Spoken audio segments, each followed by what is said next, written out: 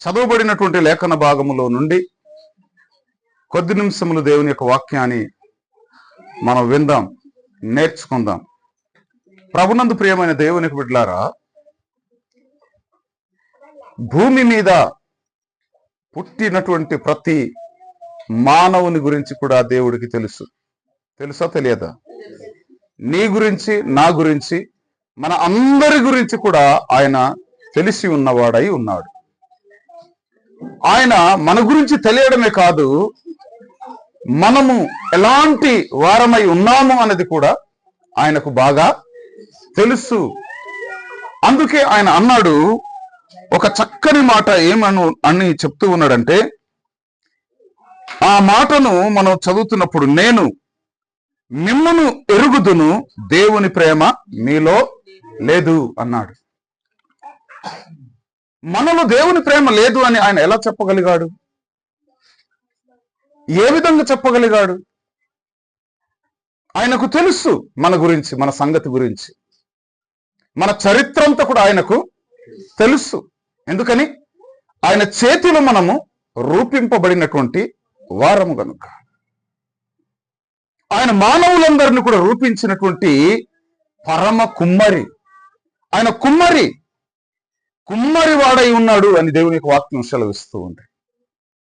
ప్రభునందు ప్రియమైన దేవునికి బిడ్డలారా, నీ చరిత్ర, నా చరిత్ర, నీ గురించి, నా గురించి ఆఫ్టర్ ఆల్ ఒక మనిషి, నీతో ఉన్న మనిషికి తెలుస్తూ ఉంటే దేవుడికి తెలియకుండా ఉంటుందా? తెలుసు. మనం ఒకవేళ అనొచ్చు, నా గురించి ఎవ్వరికి తెలియదు, నేను చేసే పనులను ఎవ్వరు కూడా చూడటం లేదు, ఎవరు కంటికి కూడా కనబడటం లేదు, నేను రహస్యంగా చేసేవి, నేను నా హృదయంలో ఆలోచించేవి, నేను నా మనస్సులో వేసేటువంటి ప్రణాళికలు, ఆలోచనలు ఎవరికి, నా భార్యకు తెలియదు, నా కొడుకు కూతుర్లకు కూడా తెలియదు, నా కుమార్తెకు తెలియదు, నా కుమారుడికి తెలియదు, నా చుట్టూన్న వారికి కూడా తెలియదు, ఎవరికి తెలియదు అని మనం అనుకోవచ్చు. కానీ దేవుడు అంటూ ఉన్నాడు, మీ గురించి నాకు తెలుసు అంటూ ఉన్నాడు. మీ గురించి నాకు తెలుసు అన్న తర్వాత మన జీవితంలో మనం చేసే పాపాన్ని ఎక్కడ తీసుకొని పోయి మూట కట్టి పాతి పెట్టగలమా? దాచగలమా? దాయగలమా? దాయలేము గనుకనే ప్రతి మనిషి కూడా దేవుని ఎదుట యథార్థవంతుడుగా బ్రతకటానికి ప్రయత్నించాలి. హల్లెలూయా. మన భక్తిలో నటన అనేటువంటిది ఉండకూడదు. మనుషుల కోసం కొన్నిసార్లు భక్తి విషయంలో కూడా చాలా నటిస్తూ ఉంటాం. మనుషులు కనబడాలని, మనుషులు మన గురించి ఏదో అనుకోవాలని, మనుషులు మన గురించి గొప్పగా మాట్లాడాలని, మన గురించి గొప్పగా చెప్పుకోవాలని, మనుషుల ఎదుట ఏదో ఒక మార్కుల కోసం అన్నట్లుగా మనం భక్తి విషయంలో కూడా చాలా నటిస్తూ ఉంటాం. ఆయన అంటూ ఉన్నాడు, లోకమందు మీరు భౌతిక పరమైనటువంటి వాటి మీద మీకు ఎలాంటి ప్రేమ ఉందో, నా మీద మీకు ఎలాంటి ప్రేమ ఉందో నాకు తెలుసు. హల్లెలూయా. అందుకు ప్రియమైనటువంటి దేవునికి బిడ్డలారా, ఆయన అంటున్నాడు మాట, ఎంత మంచి మాట అన్నాడంటే, నేను మిమ్మల్ని ఎరుగుదును, దేవుని ప్రేమ మీలో మనలో లేదట. మనం ఎంతగా ఆయనను ప్రేమిస్తూ ఉన్నామో మన పని ద్వారానే కనబడుతుంది. అంతే కదా? క్రియలు ఒక వ్యక్తి ఒక మనిషిని ఒక హీరోలాగా అభివర్ణించుకుంటున్నాడంటే, తనకు హీరోలాగా దానిని గురించి అభివర్ణించుకుంటున్నాడంటే, తన అభిమాని కోసం తన అభిమానాన్ని చాటుకోవడానికి తనకు కలిగినటువంటి వాటిలో ఏదో ఒక అడపాదడప ఏదో ఒక పని చేస్తూ ఉంటాడు. హాస్పిటల్ వెళ్ళి రోగులకు రొట్టెలు పంచడమో, పళ్ళు పంచడమో, రక్తదానము చేయడమో, లేక ఏదో ఒక వస్త్రదానం చేయడమో, ఏదో ఒక అన్నదానం చేయడమో చేస్తూ ఉంటాడు. అంతేనా? అంటే తన అభిమానం నిజమైనదని చెప్పుకోవడానికి, అబద్ధమైనది కాదు, అసత్యమైనది కాదు, రహస్యమైనది కాదు, నీ పట్ల నేనటువంటి అభిమానాన్ని కలిగి ఉన్నానో, ఇదిగో ఈ పనుల ద్వారా చేసేటువంటి క్రియల ద్వారా జరిగించేటువంటి కొన్ని సేవా కార్యక్రమాల ద్వారా తన అభిమానాన్ని రుజువు చేసుకుంటుంటాడు. మరి మన ప్రేమకు మనం ఏమని, క్రీస్తును మనం ఎలా రుజువు చేసుకోవాలి? క్రీస్తు ఎదుట మనం కూడా రుజువు చేసుకోవాలి కదా. దేవుని మనం ఎలా ప్రేమిస్తున్నామో, దేవుని ఎలా ఆరాధించుకుంటున్నామో, దేవుని ఎలా మనం ప్రేమిస్తున్నామో, ఎలా ఆరాధించుకుంటున్నామో, దేవుని గురించి మనం ఎలా చెప్పుకుంటున్నామో, దానిని మన ప్రేమ యథార్థమైనదని, మన ప్రేమ సత్యమైనదని, మన ప్రేమలో ఎటువంటి అబద్ధము లేదని, కల్పితము లేదని, అది స్వచ్ఛమైనదని, నిజమైనదని నువ్వు రుజువు చేసుకోవాలి. దానిని నువ్వు చూపించుకోవాలి అంటే నీ ప్రేమలో ఏమి కావాలంటే యథార్థత కావాలి. చేసే కొన్ని పనులలో నీ ప్రేమ కనపడాలి. అది ఎలాగా? ఒకవేళ సువార్త ప్రకటించడానికి వెళుతున్నావు, సువార్త ప్రకటించడానికి వెళ్ళినప్పుడు ఎవరైనా నిన్ను కొట్టారేమో, ఎవరైనా నిన్ను తిట్టారేమో, ఎవరైనా నిన్ను ఒకవేళ దూషించారేమో, ఎవరైనా నిన్ను ఇబ్బంది పెట్టారేమో, ఎవరైనా నిన్ను శ్రమ పెట్టారేమో, నీ ప్రేమ అక్కడ కనబడుతుంది. దేవుని స్తోత్రం కలుగును. ఒక సువార్త ప్రకటించి రావాలంటే ప్రయాసముతో కూడినటువంటిది, కష్టముతో కూడినటువంటిది. అవునా కాదా? ఒకవేళ మనం వెళుతూ ఉన్నాం, ప్రయాసముతో ఎలా కూడినటువంటిది అంటే, నీవు సువార్త ప్రకటించి క్రీస్తును గురించి ప్రకటించి రావడానికి, క్రీస్తు ప్రేమను గురించి తెలియచేసి రావడానికి నువ్వు చాలా ఏమి చేయాలంటే, ఒకటి త్యాగం, ఒకటి కష్టం, శ్రమ పడాలి. త్యాగం అంటే ఏంటి? నీకున్న వాటిని ఖర్చు పెట్టి త్యాగం. దేవుడు నీకిచ్చిన వాటిని ఖర్చు పెట్టి త్యాగం. తర్వాత రెండవది సమయం ఇవ్వటం. మూడవది నీ శరీరములు దేవుడిచ్చినటువంటి శక్తిని ఖర్చు పెట్టటం. దేవునికి స్తోత్రం కలుగును గాక. అది నిజమైనటువంటి ప్రేమ. ఈ రోజున చాలా మంది దేవుని ప్రేమిస్తున్నామని మాట్లాడుతున్నారు కానీ కేవలము పెదవులతో మాత్రమే వారి ప్రేమను చూపిస్తూ ఉన్నారు. పెదవుల వరకే ఉంది ప్రేమ, మాటల వరకే ఉంది ప్రేమ, చేతల్లో లేదు, క్రియలలో లేదు, త్యాగములో లేదు. మరి ఎలా నీ ప్రేమ? దేవుని నువ్వు ఎలా ప్రేమిస్తున్నావు? దీన్ని బట్టి చూస్తే నువ్వు కష్టపడటానికి ఇష్టపడవు, శ్రమ పడడానికి ఇష్టపడవు. నీకున్న వాటిని దేవుని కొరకు ఖర్చు పెట్టి, సమయం ఇచ్చి, ఆరోగ్యాన్ని కూడా దేవుడికి నువ్వు ఖర్చు పెట్టి దేవుని పని చెయ్యాలంటే నువ్వేమి కావాలంటే త్యాగము చెయ్యాలి. హల్లెలూయా. అందుకే యేసుక్రీస్తు ప్రభువు చెప్పిన మాట, మిమ్మును గురించి నాకు తెలుసు, మీ హృదయాలలో నేను లేను, మీ మనసులో నేను లేను. మీ మనసులో నేను గనుక ఉంటే, మీ హృదయంలో నేను గనుక ఉంటే, నన్ను గనుక నిజంగా మీరు ఆరాధిస్తున్న వారైతే, ప్రేమిస్తున్న వారైతే మీరు ఏమి చేయాలంటే మొదటిగా నా మాట మీరు వినాలి. హల్లెలూయా. నన్ను ప్రేమించేవాడు ముందు నా మాట వినాలి. వింటున్నామా? చెవులతో వినడం కాదండి వినడం అంటే, వినిన దానిని మన జీవితంలో పని చేసి చూపించడం. పలానా చోట ప్రార్థన ఉంది, మీరు వెళ్ళాలి. పలానా చోట కూడిక ఉంది, మీరు వెళ్ళాలి.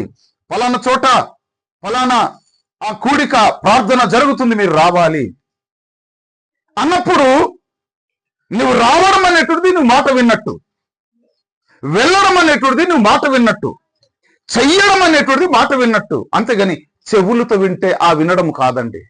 దీనితో వినేవారు చాలా మంది వింటారు. విన్నారా? అన్యులు వింటారు, ధన్యులు కూడా వింటారు. ధన్యులు ఎవరు?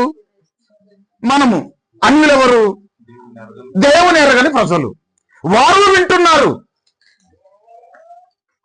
కానీ చేస్తా లేదు. మనము వింటున్నాము, చేస్తా లేదు. చేసేవాడు కావాలి. దేవునికి స్తోత్రం కలుగు. పని చేసేవాడు కావాలి.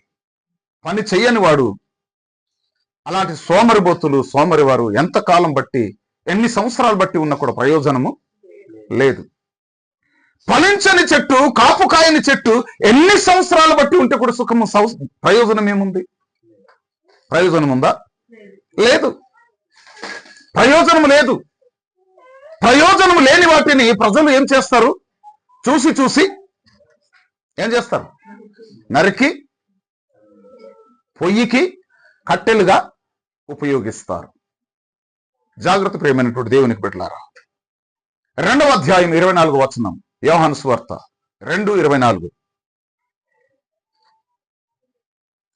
దేవుని పని అంటే ఎంత ఆసక్తి మనం కలిగి ఉంటున్నాం, ప్రార్థన అంటే ఎంత ఆసక్తి కలిగి ఉంటున్నాం, దేవుని పని చేయడం అంటే మనకు ఎంత ఆసక్తి, సంతోషం మనకు కలుగుతూ ఉందా? మనం దేవుని పని అనగానే మనకు లేనిపోని అనేకమైనటువంటి నెపాలు, సాకులు, కుంటి సాకులు వెతకటం ప్రారంభిస్తాం. దేవుని పని, నిజంగా దేవుని ప్రేమిస్తున్నాను అన్నవాడు దేవుని పని అనగానే ఎవ్వరు బతిమలాడవలసిన పని ఉండదు. ఎందుకంటే తన దేవుని మీద ప్రేమ ఆ వ్యక్తిని ఆసక్తితో నడిపిస్తుంది, ఆసక్తితో నడిపిస్తుంది, కాలు చేతులు పని చేయిస్తుంది, లోబడేటట్లు చేస్తుంది, లొంగేటట్లు చేస్తుంది, విధేయత చూపేటట్లు చేస్తుంది. దేవుని పని అనగానే తన పని కూడా పక్కన పెట్టి దేవుని పని ముందు చేస్తాననుకొని వారు ముందుకు వస్తారు. నిజంగా దేవుని ప్రేమించేవారు, నిజమైన దేవుని ప్రేమ కలిగిన వారు, దేవుడంటే అభిమానం కలిగిన వారు, దేవుడు తమ దేవుడని గ్రహించిన వారు, వారి దేవుని కోసం ఎన్ని కష్టములైనా ఎన్ని బాధలైనా వారు వాటిని లెక్క చెయ్యరు, మనసులు పెట్టుకోరు. ఒకవేళ సేవకుడు గద్దించిన కూడా, హెచ్చరించిన కూడా, గట్టిగా తిట్టిన కూడా వాడు దానిని ఏమాత్రం మనసులు పెట్టుకోకుండా, అలిగిపోకుండా, కోపపడకుండా ముందు దేవుని పని, ముందు ప్రార్థన, ముందు ఆరాధన, దేవుని సన్నిధి, వారు సంతోషంగా వారు దేవుని సన్నిధిలో రావడానికి ఇష్టపడతారు. 2:24 చదవండి అమ్మా. అయితే యేసు అందరినీ ఎరిగినవాడు, ఆయన తన్ను వారి వశము చేసుకొనలేదు. ఆయన మనసుని, ఆంతర్యమును, హల్లెలూయా, మన అంతరంగమును ఆయన తెలిసిన వాడట. మన హృదయ లోతుల్లో ఉన్నటువంటి విషయాలను, ఆలోచనలను ఆయన బాగుగా తెలిసిన వాడట. మరి మన అంతరంగపు స్థితిని, మన అంతరంగానే ఆయన చూస్తున్నప్పుడు, తెలిసినప్పుడు ఎక్కడ మనము దానిని దాచుకోగలము? అందుకే నటించవద్దు, క్రీస్తు కొరకు జీవించు. యాక్టింగ్ చేయవద్దు, వేషధారణతో కూడినటువంటి జీవితం మనం కలిగి ఉండొద్దు. క్రైస్తవుడంటే నిజంగా క్రీస్తుని తన ప్రభువుగా కలిగి ఉన్నటువంటి వారు ఎవరైనా సరే క్రీస్తు కొరకు వారు ఏది చేసినా కూడా దానిని నష్టంగా ఆలోచించరు, దానిని వేస్ట్ అయిపోయినట్టు వారు ఆలోచించరు, అది వృధా అయిపోయినట్టు ఆలోచన చేయరు. దేవుని కోసం ఏమి చేసినా కూడా వారు దానిని నష్టంగా ఎప్పుడు దానిని భావించరు. చాలా మంది నష్టంగా భావిస్తారు. అందుకే దేవుని కోసం ఏమి కూడా చేయడానికి వారి చేతులు సాగవు, వారి మనసులు ప్రేరేపించబడవు. ఆసక్తి అనేది మన జీవితంలో కావాలి. మన అంతరంగము గురించట మన ప్రభువుకు తెలుసు. నీకు నాకు తెలియకపోవచ్చు, నీ గురించి నాకు తెలియకపోవచ్చు, నా గురించి నీకు, నీ గురించి నా అంతరంగంలో ఏమి కలిగి ఉన్నానో నీవు చూడలేదు, నీవు చెప్పలేవు. కానీ నా దేవుడు అంటున్నాడు, మీ అంతరంగమును గురించి కూడా నాకు బాగా తెలుసు. నిజంగా దేవుని మనం ప్రేమిస్తే మనం ఇలాగా కూర్చుని మౌనంగా ఉండము, ఒక్కచోటనే ఉండము. దేవుని కోసం ఆశతో, ఆసక్తితో మనం దేవుని పని చేయడానికి, దేవుని పనిని మరింత వేగవంతం చేయడానికి, అనేక మందికి క్రీస్తుని గురించి చెప్పటానికి నీవు పరిగెడతావు. నీ నోరును కట్టుకొని నువ్వు మౌనంగా ఉండలేవు. నీ పక్కింటి వాడికి చెప్తావు, నీ ఇంటి వారికి చెప్తావు, నీ పిల్లలకి చెప్తావు, నీ భర్తకు చెప్తావు, అలాగే నీ బంధువులకు చెప్తావు, నీ ఇరుగు పొరుగు వారికి చెప్తావు, నీ స్నేహితులకు చెప్తావు, నీ రక్త సంబంధులకు చెప్తావు. క్రీస్తును ప్రేమిస్తున్నాను అనేటువంటి ప్రతి ఒక్కరు కూడా ఆ ప్రేమ అబద్ధమైనది కాదు, అది సత్యమైనది అని నీవు నిరూపణ చేయాలంటే, రుజువు చేయాలంటే నీవు క్రీస్తు కొరకు పని చేసే పనిలో, క్రియలలో ఆ ప్రేమ కనపడాలి. హల్లెలూయా, దేవునికి స్తోత్రం కలుగును గాక. అందుకే ఆయన అంటున్నాడు, మీ అంతరంగాన్ని గురించి నాకు బాగా తెలుసు. నీ మనసు లోపట ఏముందో నాకు తెలియదు. నీ మనసు లోపట ఎలాంటి ఆలోచన కలిగి ఉన్నావో, ఏమి చెయ్యాలనుకుంటున్నావో, ఎలాంటి చెడ్డమైనటువంటి తలంపులను కలిగి ఉన్నావో నాకు తెలియదు. కానీ నా దేవుడికి నా హృదయములో ఏముందో, నా హృదయములో ఉన్నటువంటి వాటిని కూడా బాగా తెలిసిన వాడు నా దేవుడు. హల్లెలూయా. అందుకే దేవుని ఎదుట మనం ఎలా ఉండాలి? జాగ్రత్తగా ఉండాలి. ఈ రోజున చాలా మంది తమ హీరోల కోసం, అభిమాన హీరోల కోసం ఎన్ని సేవా కార్యక్రమాలు చేస్తూ ఉన్నారు.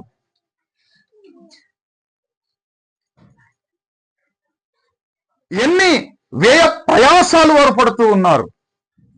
వారి దృష్టిలో పడాలని, వారి దృష్టిలో కనబడాలని, వారి దృష్టిని తమ తట్టు ఆకర్షించాలని. ఎప్పుడైనా యేసు ప్రభు దృష్టిని నేను నా మంచి కార్యాల ద్వారా, పనుల ద్వారా ఆకర్షించాలని నువ్వు ఎప్పుడైనా ఆశ కలిగి ఉన్నావా? ఆశతో చేసేవా? మనుషులు చూడాలని చేసేవా? మనుషుల దృష్టిలో కనబడాలన్నా, లేక నా దేవుని దృష్టిలో నేను కనబడాలన్నా, నా ప్రభు దృష్టిని నేను ఆకర్షించాలి. ఎవరైనా ఒక మంచి పని చేస్తున్నాడంటే అందరూ అతని వైపు చూస్తూ ఉంటారు. ఒకవేళ చెడ్డ పని చేస్తే వాడి చెడ్డ పనులు ఎలాంటప్పుడు చేస్తాడు? మధ్యాహ్నం చేస్తాడా? కాదు, చీకట్లో, అర్ధరాత్రి సమయంలో, అమావాస్య రాత్రుల్లో రహస్యంగా వాడు చేస్తూ ఉంటాడు. దేవుని బిడ్డలారా, ఈ రాత్రికాల సమయంలో దేవుడు నీతో నాతో మాట్లాడుతూ ఉన్నాడు. 8వ అధ్యాయము 42వ వచనం చదువుతాం.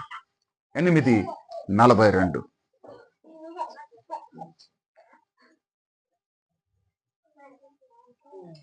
యోహాను సువార్త 8:42. యేసు, బాగా వినండి, యేసు వారితో ఇలాగ చెప్పాడు, దేవుడు మీ తండ్రి అయిన ఎడల మీరు ఏం చేస్తారు? నిజంగా నేను మీకు తండ్రిని అయితే గనుక నన్ను మీరు మనస్ఫూర్తిగా ప్రేమిస్తారు. ఎవరైతే దేవుని వాక్యం గురించి ఆశ కలిగి ఉంటాడో, ఎవరైతే దేవుని వాక్యం కోసం విశేషంగా ప్రయాసపడుతూ ఉంటాడో, దేవుని వాక్యము ప్రకటించబడాలనేటువంటి, సువార్త ప్రకటించబడాలని ఎవరైతే అత్యధికంగా వారు కష్టపడుతుంటారో, శ్రమ పడుతూ ఉంటారో, వారు నిజంగా తండ్రిని ప్రేమిస్తూ ఉన్నారు. నేను మీకు తండ్రిని అయితే గనుక మీరు నన్ను ప్రేమింతురు, నేను దేవుని యొద్ద నుండి బయలుదేరి వచ్చి ఉన్నాను, నా అంతట నేనే వచ్చి ఉండలేదు. ఆయన నన్ను పంపించాడు మీ దగ్గరికి. నేనే అయి నా ఇష్టంతో రాలేదు, నా సొంత కోరికతో రాలేదు, నేను ఎవరో బలవంతము చేస్తే నేను రాలేదు, ఎవరో ప్రోద్బలముతో నేను రాలేదు, ఎవరో నన్ను బలవంతంగా నెట్టివేస్తే మీ దగ్గరకు రాలేదు. నా తండ్రి నన్ను పంపితే మీ దగ్గరకు నేను వచ్చాను. కాబట్టి ఆయన అంటూ ఉన్నాడు, నేను మీకు తండ్రినైతే మీరు నన్ను ఏం చేయాలా? ప్రేమించాలా.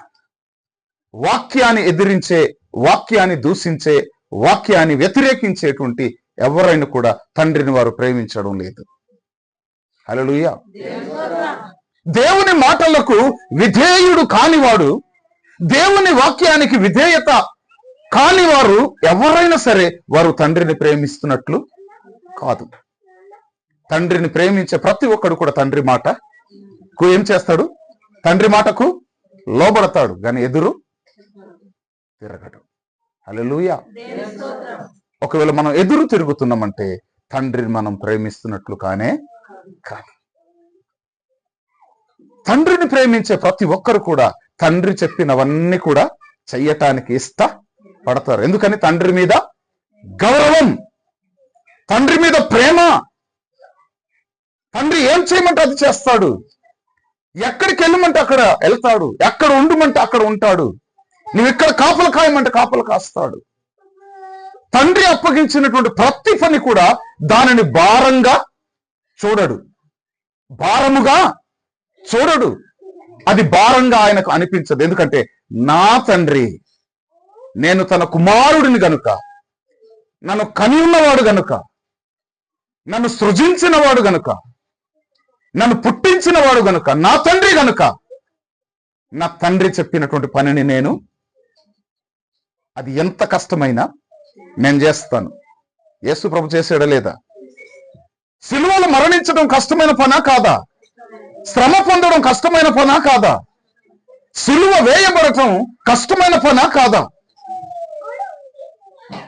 కొరడా దెబ్బలు తినడం కష్టమైన పనా కాదా?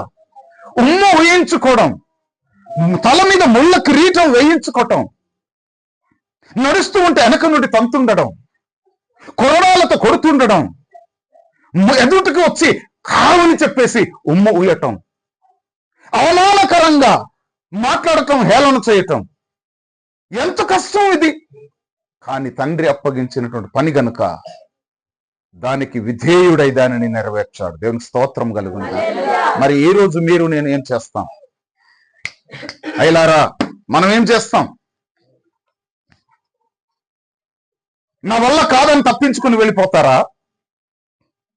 నా వల్ల కాదు, ఇది నాకు కష్టం, నేను చేయలేను, నేను ఇలా చేయడానికి నా వల్ల కాదు, ఇంత ఇవ్వడానికి నాకు వల్ల కాదు, ఇంత మొయ్యడానికి నా వల్ల కాదు, తప్పించుకుని వెళ్ళిపోతారా? కాదు. తండ్రి మీద గనుక మనకు ప్రేమ ఉంటే అది ఎంత కష్టమైనా కూడా నేను దానిని మోస్తా. ఎవరి కోసమో ఈ ప్రాణ త్యాగము, ఎవరి కోసమో ఈ ప్రాణ త్యాగము, నీ కోసమే నా కోసమే కలువరి పయనం, ఈ కలువరి పయనం, కలువరి పయనం, ఈ కలువరి పయనం. ఎవరి కోసమో ఈ ప్రాణ త్యాగము, ఎవరి కోసమో ఈ ప్రాణ త్యాగం. ప్రాణం అర్పించటం అంటే సులువైన పనా? సిలువ మోయటం సులువైన పనా? దేవుని కొరకు బ్రతకటం సులువైన పనా? కాదు. శ్రమలతో కూడినటువంటి జీవితం చిన్న పని కాదు, సులువైన పని కాదు. క్రీస్తు కొరకు శ్రమలు అనుభవించి బ్రతకటం, మన ప్రేమ యథార్థమైనదని క్రీస్తు దగ్గర చూపించటం అంటే చిన్న విషయం కాదు. చిరంజీవి పుట్టినరోజు అనేసి, మెగాస్టార్ పుట్టినరోజు అని కటౌట్ల దగ్గరే పూలదండలు వేస్తారు, పువ్వులు జల్లుతారు. మా అభిమాన హీరో పుట్టినరోజు అని చెప్పి ఎంతో మందికి వస్త్రదానం చేస్తారు, అన్నదానము చేస్తారు, సేవా కార్యక్రమాలు నిర్వహిస్తారు. ఎంతో మందికి రక్తదానం, ఎంతమందికి నేత్రదానం, ఎంతమందికి పళ్ళు, రొట్టెలు, పాలు పంచడం.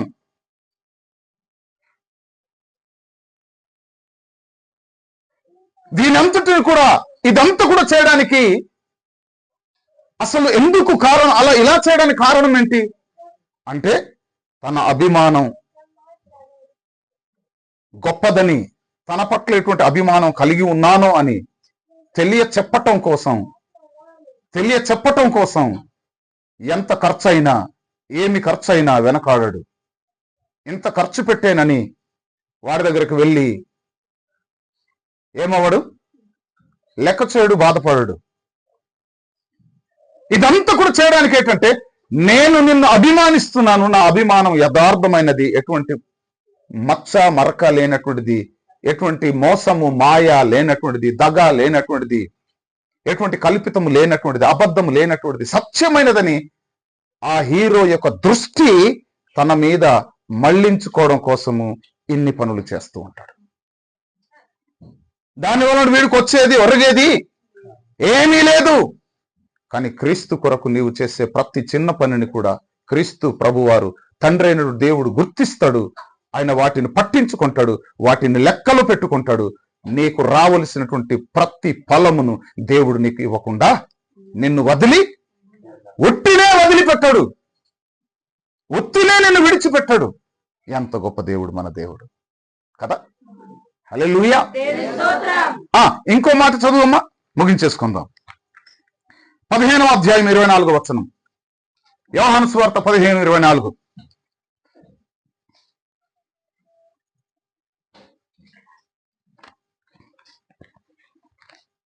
15:24. ఎవడును చేయని క్రియలు నేను వారి మధ్య చేయకుండిన ఎడల వారికి పాపము లేకపోవును. ఇప్పుడైతే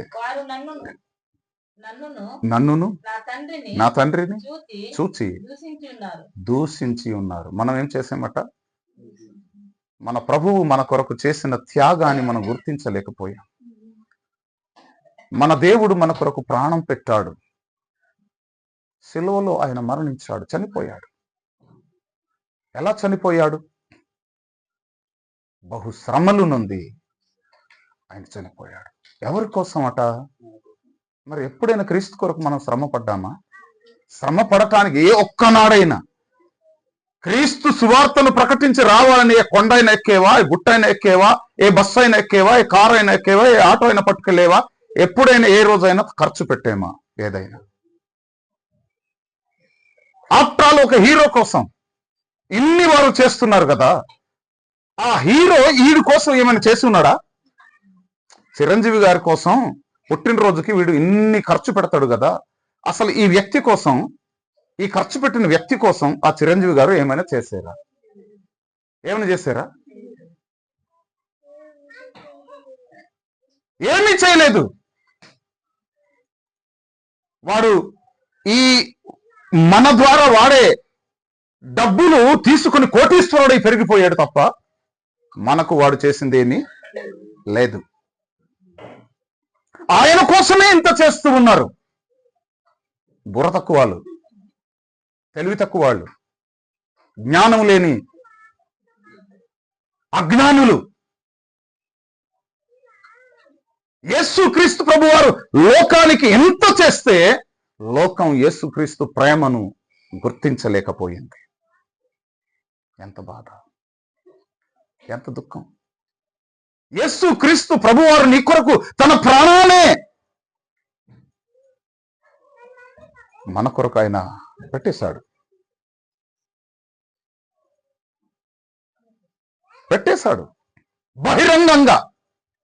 బహిరంగంగా. కానీ యేసు కొరకు ఒక్కరోజైనా నీ శరీరములో నుండి ఒక చెమట బొట్టు కార్చేవా? ఒక చెమట బొట్టు.